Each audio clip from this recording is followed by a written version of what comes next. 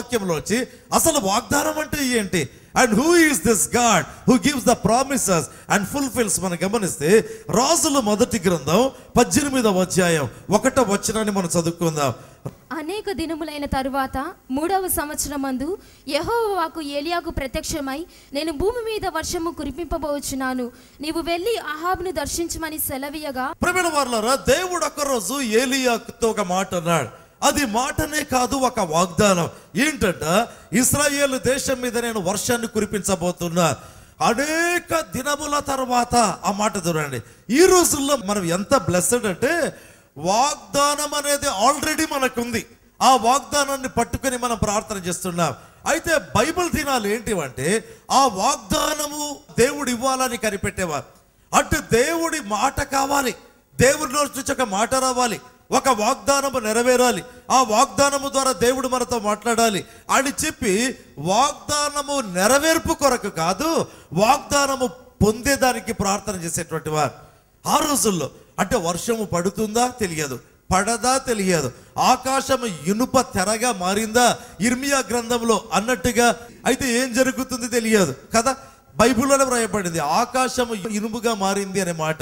అంటే ఇంకా అసలు అక్కడే తడి లేదు, ఇక్కడేముంటుంది వర్షం. అటువంటి పరిస్థితులు ఇర్మియా గ్రంథం. అంటే ప్రతి తరములో కూడా, ప్రతి దశలో కూడా మనం గమనించినట్లయితే దేవుని బిడ్డల జీవితాల్లో అప్పుడప్పుడు తెరవబడిన ఆకాశము కంటే మూయబడినటువంటి ఆకాశం కనిపిస్తుంది. ఆ మూయబడినటువంటి ఆకాశం కూడా ఒక ఇనుప తెరలాగా ఉంటుందండి. అంటే నా ప్రార్థనలు as if they are hitting back, నా ప్రార్థనలు పైకి పోతాయి, అయితే ఆ ఇనుప తెరను ఢీకొని మళ్ళీ రిటర్న్ అవుతా ఉంటున్నాయి. నా ప్రార్థనలు నా దేవుణ్ణి చేరడం లేదు. అది ఒక ఇది.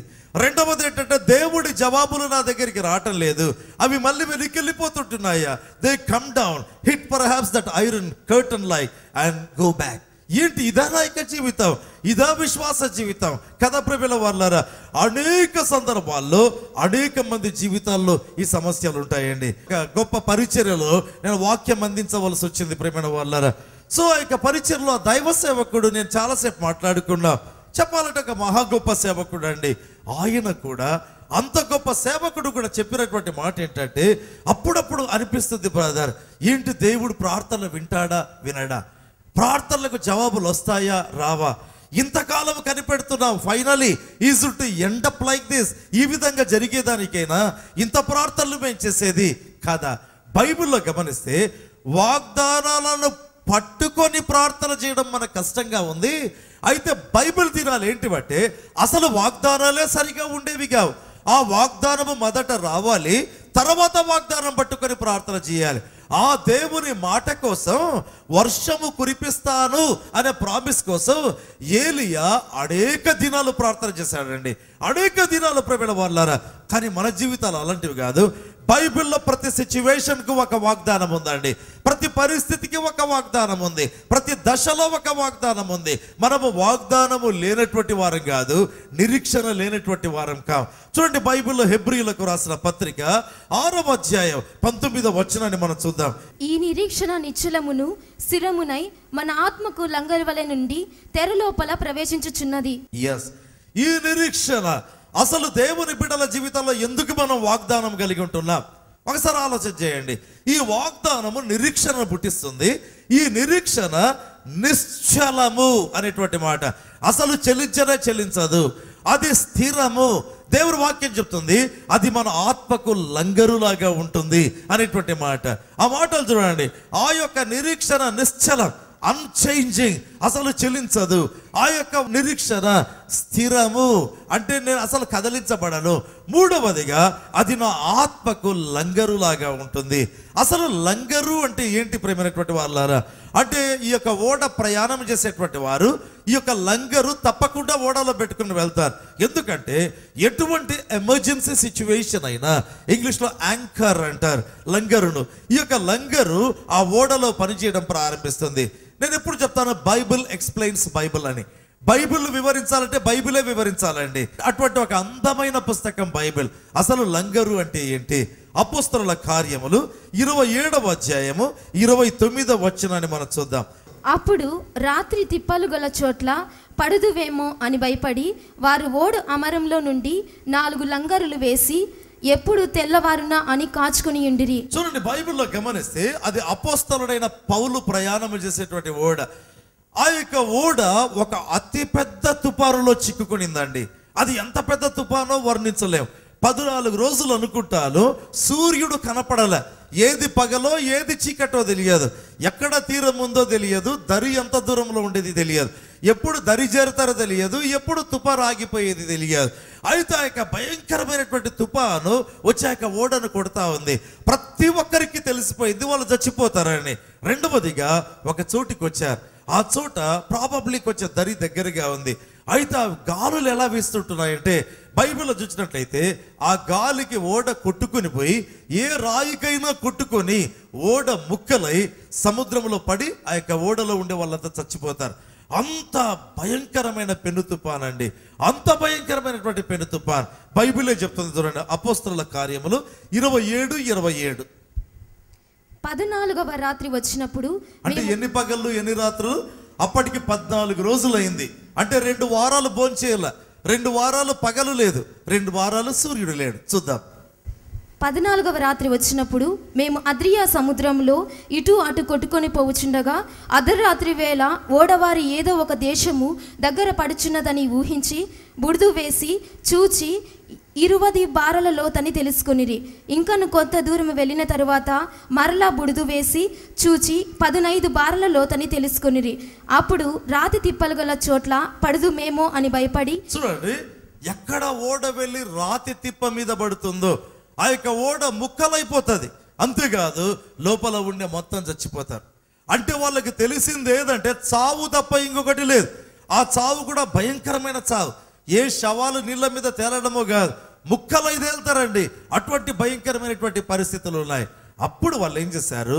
27-29 మనం చదువుకున్నాం కదా, 4 లంగరులు 4 వైపుల ఓడకేసేసారు. ఓడకు 4 ప్రక్కల 4 లంగరులు వేశారు. ఈ యొక్క లంగర్ అనేటువంటిది ఏంటంటే ప్రేమైన వాళ్ళారా, ఆ యొక్క లంగర్ అనేటువంటిది ఒక ఇనుప పరికరం, ఒక బలమైన తాడుతో వేస్తారు. అది వెయ్యగా వెళ్ళి ఒక్క చోట వెళ్ళి అట్లా పట్టుకుంటుంది అనమాట. ఎక్కడ? ఆ యొక్క సముద్రంలో నేల భాగాన్ని పట్టుకుంటుంది. పట్టుకుని ఇక ఓడ కదలదు. ఎంత భయంకరమైన తుఫానైనా రానివ్వండి, ఓడ మాత్రం కదలదు. ఆ లంగరు ఓడకు ఆ విధంగా పనిచేయడం ప్రారంభిస్తుంది. సో బైబిల్లో చూస్తే అటు ఇటు కొడతా ఉందంట ఈ గాలి. ఒకవేళ లంగరు ఈ ప్రక్క వేస్తే ఇక్కడ పట్టుకొని ఉంటుంది, అయితే ఈ ప్రక్క నుంచి గాలి వచ్చి లేపుతుంది. సో వీళ్ళు ఏం చేశారంట, ఈ నావికులు 4 ప్రక్కల 4 లంగర్లు వేశారు. ఆత్మీయ జీవితంలో అనేక సందర్భాల్లో ప్రేమైనటువంటి వాళ్ళారా పెనుగాలులు వీస్తాయండి, పెను తుఫానులు లేస్తాయి, అతి భయంకరమైనటువంటి సమస్యలు రావటం ప్రారంభమవుతాయి. అయితే దేవుని బిడ్డలు తెలుసుకోవాలి, మనకు ఒకటి కాదు వాగ్దానం, చాలా వాగ్దానాలు ఉన్నాయి. ఆ ఓడకు 4 వాగ్దానాలు ఏ విధంగా ఉన్నాయో ఆత్మీయ జీవితంలో ప్రేమైనటువంటి వాళ్ళారా 4 ప్రక్కల వాగ్దానాలు ఉంటున్నాయి. అంటే అన్ని ప్రక్కల వాగ్దానాలను సంపూర్తిగా నమ్మాలి. ఆ లంగరు మన ఆత్మకు నిరీక్షణగా ఉంది అనేటువంటి అంత తుఫానులు ఎంత పెద్దగాలు అయితే లంగర్ అట్లా పట్టేసింది, ఓడ కదలకుండా.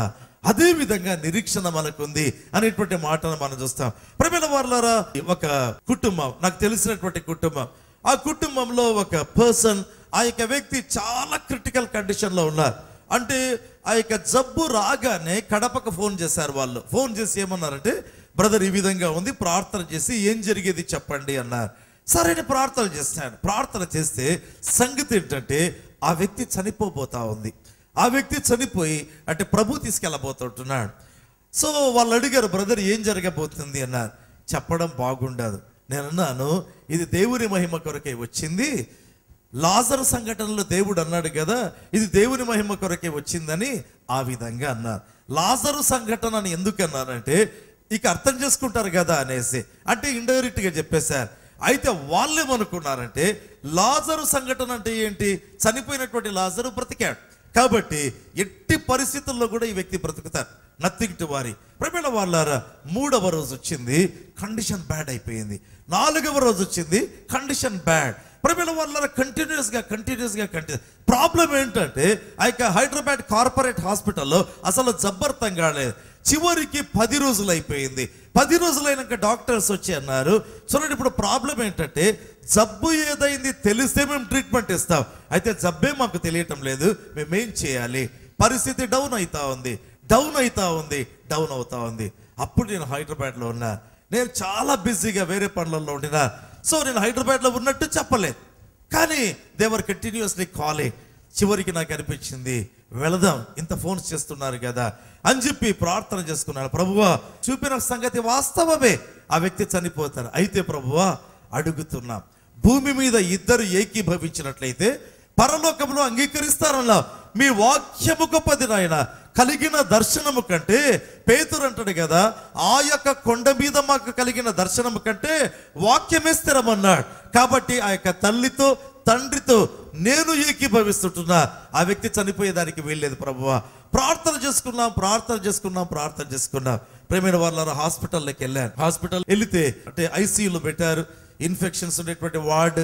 తర్వాత నాకు కూడా పైన వస్త్రాలు మార్చేశారు, ఎందుకంటే చాలా ఇన్ఫెక్షన్ ఉంది ఆ వార్డులో అనేసి. సో నాకు కూడా వస్త్రాలు మార్చి లోపలికి ఒంటరిగా తీసుకెళ్ళారు.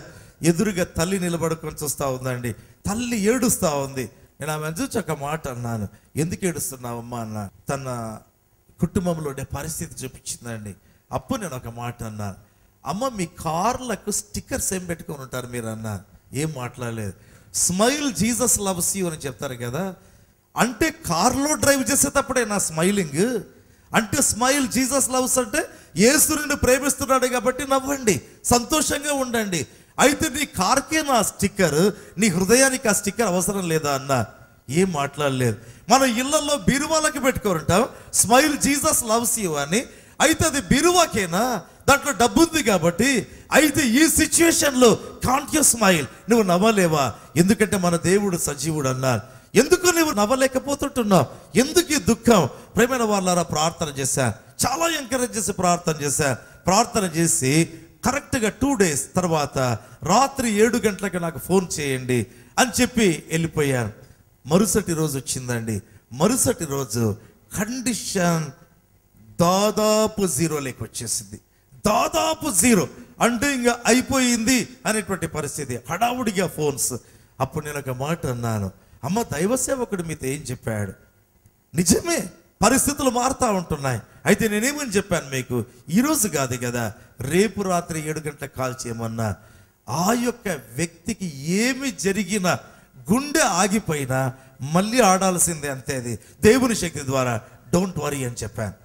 Praise the Lord. మరుసటి రోజు 7 గంటలకండి, 7 గంటలకు వాళ్ళు ఫోన్ చేశారు. వాళ్ళు చెప్పిన మాట, సడన్గా ఇంప్రూవ్మెంట్ స్టార్ట్ అయింది. ఏంటి ప్రియమైన వాళ్ళారా, అనేక సందర్భాల్లో ఒక వాగ్దానము వచ్చిన తర్వాత you will be terribly tested, భయంకరంగా పరీక్షించబడతావు అండి. అక్కడ మనం చూస్తున్నాం అపోస్తల కార్యములు 27:27లో ఎక్కడ పడి చస్తామో అనుకున్నారు, అంత భయంకరమైనటువంటి పరిస్థితులు అండి. అయితే బైబిల్లో రాయబడింది, వారు 4 లంగరులు ఆ యొక్క ఓడ 4 ప్రక్కల వేసినారు. ఇంకా ఎంత పెద్ద సుడిగాలి వీచినా, ఎంత అలలు లేచినా, ఎంత భయంకరమైనటువంటి ఒక సునామీలాగా లేచినా, యు మస్ట్ నో ఏంటంటే నీకొక వాగ్దానం ఉంది. ఆ యొక్క వాగ్దానం దేవుని నామ మహిమార్థమై నిరీక్షణను పుట్టిస్తుంది. ఆ నిరీక్షణ నీ ఆత్మకు లంగరు లాంటిది. హల్లెలూయా. దేశంలో భయంకరంగా దెబ్బతినింది. అటువంటి పరిస్థితుల్లో suddenly there came a promise, వాగ్దానం వచ్చింది, నేను వర్షాన్ని కురిపించబోతున్నాను. ఈ వాగ్దానాన్ని పట్టుకొని ఏలియా ఎలా వాగ్దానాన్ని పొందాడు ఈరోజు మనం చూడబోతున్నాం. అంటే నీ జీవితంలో వాగ్దానాలు ఉన్నాయి. Every December 31st you get a promise. లేదా సందేశాలు ఇలాగా మాట్లాడేటప్పుడు మీకు వాగ్దానాలు వచ్చి మిమ్మల్ని చెలరేపడం ప్రారంభిస్తాయి. అయితే చాలా బాగుంది వాగ్దానం, మెసేజ్ బాగుంది, మాకేదైనా CD మీరు ఇస్తారా? We want to listen offer and offer. అవును, బాగుందండి. అయితే ఇంతవరకు బాగుంది, కానీ వాగ్దానాన్ని పొందడం అది కదా రెండవ భాగం. తీసుకోవడం ఒకటి, వాగ్దానం పొందడం రెండవది. హౌ, ఎలా పొందాలి? ప్రియమైన వాళ్ళు, అసలు ఏలియా ఎలా అడుగులేశాడో మనం చూద్దాం. రాజుల 1వ గ్రంథం 18వ అధ్యాయం 2వ వచనాన్ని మనం చూద్దాం. ఆహాబును దర్శించుటకై ఏలియా వెళ్ళిపోయెను, షోమ్రోనులో ఘోరమైన క్షామము కలిగి. అసలు ఏమని రాయబడింది? దేవుడు అన్నాడు, ఏలియా నేను వర్షం కురిపించబోతున్నా. So go and meet king. ఎవరిని? ఆహాబును కలుసుకోమన్నాడు. ప్రియమైన వారలారా, వెంటనే ఏలియా ఆహాబును కలిసి కొనుటకు పోయారు. ఏలియా సడన్ గా ఏంటి, ఈ కొండలలో వాగులలో దాక్కునేటువంటి నీవు ఏంటి సడన్ గా లేచిపోతున్నావే? ఏలియా అంటాడు, దేవుడు చెప్పిన దిశగా నేను పోతున్నానంటాడు. ఏలియా ఎక్కడికి ప్రయాణం? వాగ్దానపు దిశగా అడుగులేయడం ప్రారంభించాడు. ప్రియమైన వారలారా, ఎప్పుడైతే నీకు వాగ్దానం వచ్చిందో వాగ్దానము దిశగా నీవు అడుగులేయడం నేర్చుకోవాలి. ఎస్, సింప్లీ బిలీవ్ అండి.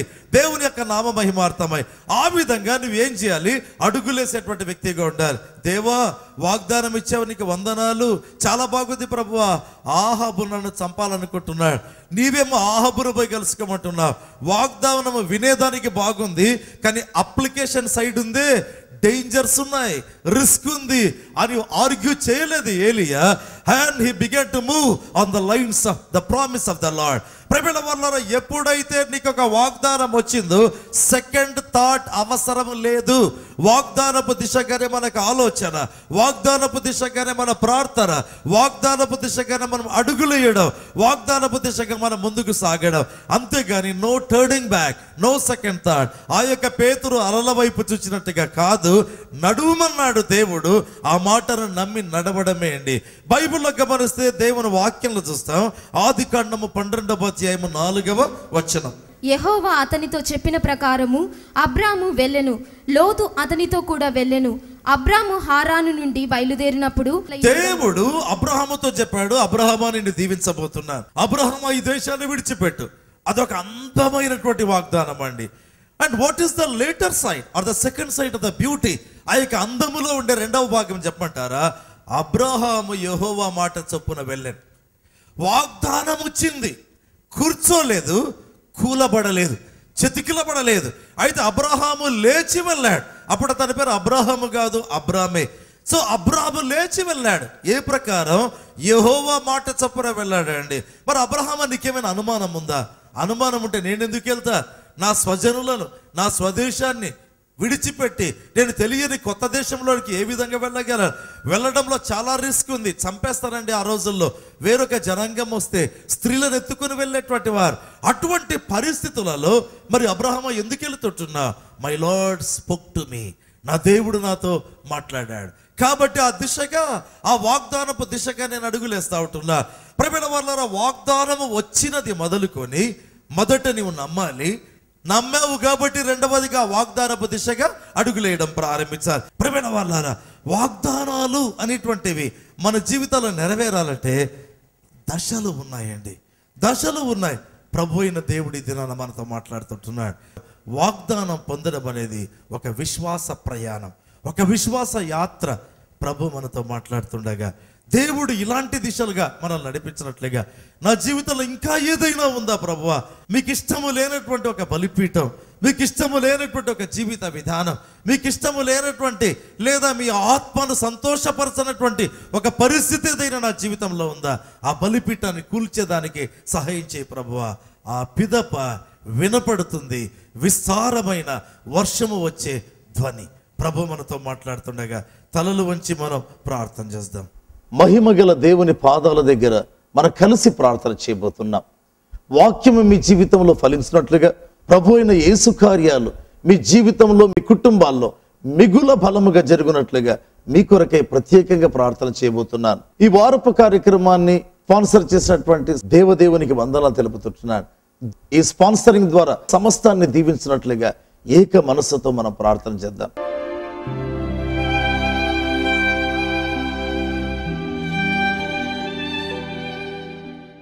ప్రేమగల తండ్రి, మిక్కిలి గొప్ప దేవ, సాటి లేని యేసు నామమును బట్టి మీకు వందనాలు ప్రభువా.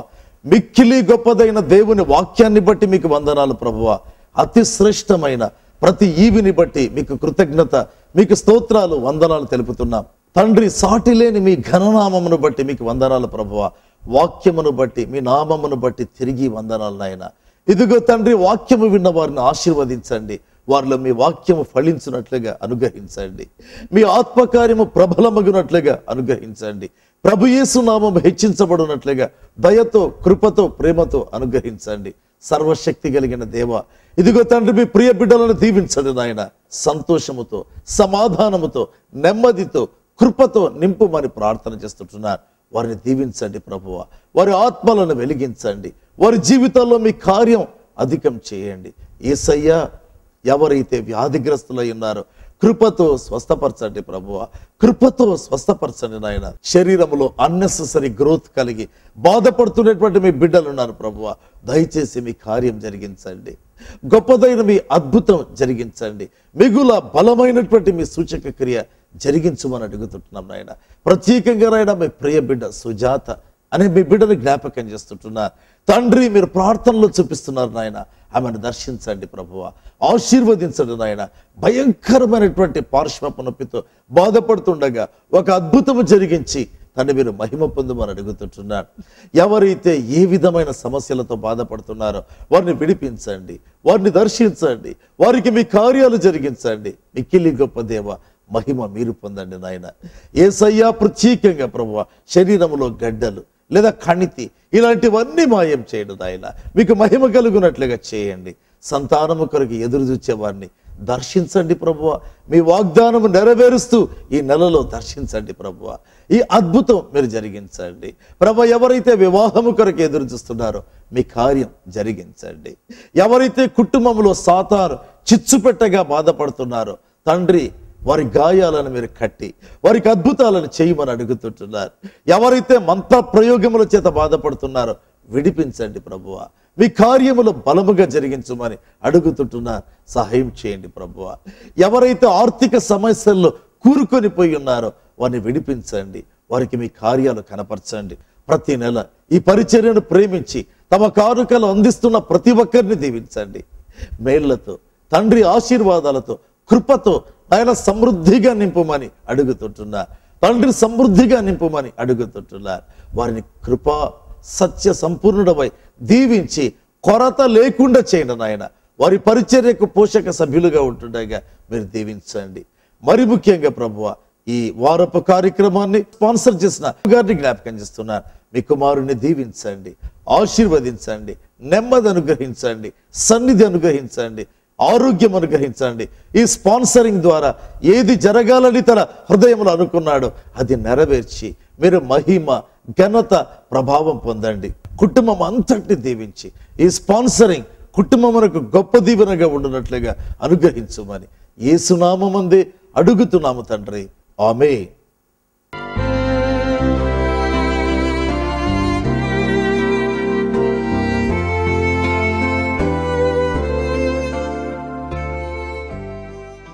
Praise lord. నా పేరు శాంతి. నేను చర్చికి 5 సంవత్సరాల నుంచి వస్తున్నాను. నాకు మొదట దేవుడు ఆశీర్వదించి ఒక బాబునిచ్చాడు. తర్వాత 7 సంవత్సరములుగా నాకు అసలు సంతానం లేదు. డిసెంబర్ 2012 31 నైట్ నేను ఇక్కడ ప్రార్థన చేసుకున్నాను. నాకిన సంతానం వస్తే ఇక్కడ సాక్ష్యం చెప్తానని. మరలా ఒకసారి సార్ దగ్గరికి వచ్చి కూడా నేను ఒకసారి ప్రార్థన చేసుకున్నాను. ఆ మంత్ లోనే నేను కన్సీవ్ అయ్యాను. తర్వాత నేను సాక్ష్యం చెప్పాలనుకుంటే ఏదో ఒక కారణం చేత చెప్పుకోలేక చాలా లేట్ చేశాను. ఈ దేవుడు నాకు ఈ బిడ్డనిచ్చాడు. అలాగే ఈ బిడ్డకు 2 వారాల నుంచి మోషన్స్ అవుతున్నాయి. ఇక్కడ ప్రార్థనలో ప్రేయర్ వరకు కూడా ఒకసారి ఫోన్ చేశాను, ప్రార్థించారు. ఈ బిడ్డకు మోషన్స్ కూడా కంట్రోల్ అయ్యాయి. ఈ అద్భుత కార్యాలు చేసినందుకు నాకు ఇచ్చిన 2 బిడ్డలను బట్టి, నా కుటుంబాన్ని బట్టి దేవాది దేవుడికి వందనాలు తెలియజేస్తున్నాను. సార్ కూడా వందనాలు చెప్తున్నాను. ప్రియ దేవుని బిడ్డలారా, మారుతున్నటువంటి సమాజంలో మారుతుండేటువంటి ఆధ్యాత్మిక విలువలు, మారుతున్నటువంటి నైతిక విలువలను చూస్తే మీకేమనిపిస్తుంది? అయ్యో, తమ కుమారులు, తమ కుమార్తెలు దారి తప్పుతున్నారే అని కన్నీటితో ఏడుస్తూ మా కృపా ప్రార్థన గోపురానికి ఫోన్ చేసేవారు ఎందరూ. ప్రియ దేవుని బిడ్డలారా, తమ భర్త సరి అయిన మార్గంలో లేడు అనే కన్నీటితో మా ప్రార్థనా కార్యాలయానికి ఫోన్ చేసేటువంటి భార్యలు ఎందరూ. అంతేనా, తమ భార్యలు దారి తప్పుతున్నారని దుఃఖభరితులై ఉత్తరాలు, ఈమెయిల్స్ పంపేటువంటి దేవుని బిడ్డలు ఎందరూ. ఇంతకు ఈ భయంకరమైన ఆధ్యాత్మిక పతనానికి కారణం ఏంటి? యేసు ప్రభు యొక్క 2వ రాకడకు ముందుగా సాతాను వాడిన అతి భయంకరమైన ఆయుధం ఏంటి? ఆ భయంకరత, పాపం యొక్క దుస్థితి, పాపం యొక్క సాధనాలు ఏంటి? సాతాను ఏ విధంగా ప్రయోగిస్తుంటున్నాడు? ఎందుకు ఈ విధంగా సమాజం భ్రష్టుపడుతుంది అని తెలుపుతూ ఆత్మదేవుడు నన్ను నడిపించగా, ఆత్మదేవుడు చూపించగా, పరిశుద్ధాత్మ ప్రేరేపణకు లోనై ఉపవాసం ఉండి ప్రభువిచ్చిన దర్శనాలు చూచి నేను రచించినటువంటి పుస్తకమే నన్ను ఎవడు విడిపించును అనే పుస్తకం. దేవుని ప్రియబిడ్డలారా, ఈ పుస్తకం తెలుగు క్రైస్తవ ప్రపంచంలో ఇదే మొదటిదండి. ఈ విధమైనటువంటి పుస్తకం. ఆ పుస్తకాన్ని చదివినటువంటి పండితులు, పామరులు, ప్రియ దేవుని బిడ్డలారా, గొప్ప విద్యావేత్తలు అద్భుతమైన సాక్ష్యాలు తెలుపుతున్నారు. నీ కుటుంబంలో ఈ సమస్య ఉందా? వెంటనే మా కృపా ప్రార్థన గోపురాన్ని సంప్రదించండి. ఈ పుస్తకం తెప్పించుకొని దేవుని ఆశీర్వాదాలు పొందండి. ఆ పుస్తకం ఆద్యంతము చదివి విడుదల పొంది ఆధ్యాత్మిక ఆశీర్వాదాలు పొందాలని ప్రభు పేరుతో కోరుతున్నారు. దేవుడు మిమ్మల్ని దీవించుగాక. ఆమేన్. దేవుని ప్రియ బిడ్డలారా, కృపా గడియల టీవీ కార్యక్రమంలో ప్రార్థన సమయంలో ప్రభు చేస్తున్న స్వస్థతలు, అద్భుతాలు నిజంగా మాకు ఎంతో సంతోషదాయకంగా ఉన్నాయి. దేశ విదేశాల నుంచి ఈ ప్రార్థనలో ఏకీభవించే వారికి దేవుడు చేసే అద్భుతాలు, స్వస్థతలు విని ప్రభునందు ఆనందిస్తున్నాం. ఈ పరిచర్ను ప్రేమించి మీరు పంపిస్తున్న కానుకలను బట్టి దేవునికి స్తుతులు చెల్లిస్తున్నాం. మీ కొరకై మానక ప్రార్థన చేస్తున్నాం. కానుకలు పంపేటువంటి వారు దయచేసి తప్పకుండా తమ యొక్క వివరములన్నిటినీ పూర్తి చిరునామా, విడి అక్షరాలతో, తర్వాత మీ యొక్క మొబైల్ నంబర్ ఇవన్నీ కూడా తెలపాలని కోరుతుంటున్నా. ఆన్లైన్లో పంపేవారు మీరు ఆన్లైన్లో పంపగానే వెంటనే ఫోన్ చేసి మా కార్యాలయానికి మీ యొక్క వివరాలు, ఏ తేదీ పంపింది, తర్వాత ఎంత మొత్తం పంపింది తెలియాలి. అప్పుడు మీ కొరకై ప్రత్యేకంగా ప్రార్థన చేయడం జరుగుతుంది. ఈ ప్రత్యేక కార్యక్రమాన్ని మీరు స్పాన్సర్ చేయదలిచినట్లయితే దేవుడు మిమ్మల్ని ప్రేరేపిస్తుండగా వెంటనే స్పందించండి. విశేషమైన దీవెనల వర్షం మీ మీదకి రావడం ప్రారంభిస్తుంది. వెంటనే మీ ప్రేమపూర్వక కానుకలు పంపి దేవుని ఆశీర్వాదాలు పొందాలని ప్రభు పేరుతో కోరుతున్నాను. God bless you all. Amen.